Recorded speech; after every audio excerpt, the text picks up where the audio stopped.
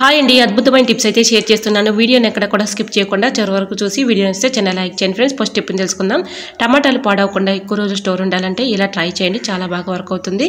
Oil packet use చేసుకున్న తర్వాత పడేస్తూ ఉంటాం కదండి, ఒక ఆయిల్ ప్యాకెట్ని అయితే తీసుకుని ఈ విధంగా టమాటాలను ఒక్కొక్క టమాటాను తీసుకొని ఇలాగా ఆయిల్ ప్యాకెట్లో వేసేసి ఆయిల్ ప్యాకెట్లో ఉన్నటువంటి టమాటాలను చక్కగా ఫ్రిడ్జ్లో పెట్టుకున్నాం అనుకోండి, ఎన్ని రోజులు ఉన్నా కూడా పాడవకుండా ఎక్కువ రోజులు స్టోర్ ఉంటాయండి.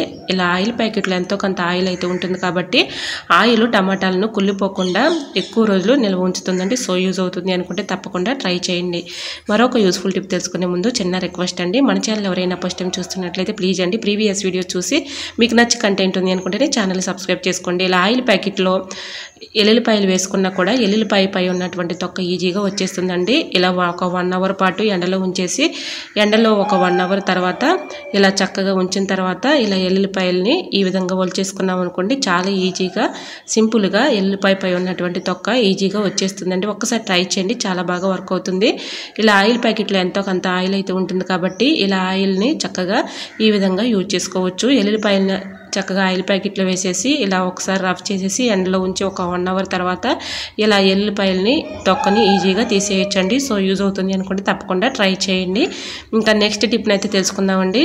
నెక్స్ట్ టిప్ని తెలుసుకునే ముందు చిన్న రిక్వెస్ట్ అండి, ఈ టిప్స్ అన్నిట్లో ఏ టిప్ అయితే మీకు బాగా నచ్చిందో, ఏ టిప్ యూజ్ఫుల్ అనుకుంటున్నారో తప్పకుండా కమెంట్ సెక్షన్లో కమెంట్ చేయడం మాత్రం మర్చిపోకండి ఫ్రెండ్స్. జిల్లేడు కొమ్మల్ని ఒక కొమ్మ తీసుకొచ్చి ఇలాగ ఎలకలు వచ్చే ప్లేస్లో ఇలా జిల్లేడు కొమ్మని పెట్టామనుకోండి, వీటి ఘాటుకి స్మెల్కి ఎలకలు రాకుండా ఉంటాయండి. ఒకసారి ట్రై చేయండి, చాలా బాగా వర్క్ అవుతుంది. జిల్లేడు కొమ్మని తెచ్చుకున్నప్పుడు జిల్లేడు పాలు కళ్ళల్లో పడకుండా చాలా జాగ్రత్తగా తెచ్చుకోవాలి. ఇంకా నెక్స్ట్ టిప్ని తెలుసుకుందామండి. ఇలా ప్లాస్టిక్ బాటిల్స్ అయితే ఉంటూ ఉంటాయి కదండి మన ఇంట్లో, ఒక బాటిల్ అయితే తీసుకొని ఈ విధంగా కట్ చేసేసుకొని దీంట్లో రైస్ అయితే వేసుకున్నానండి.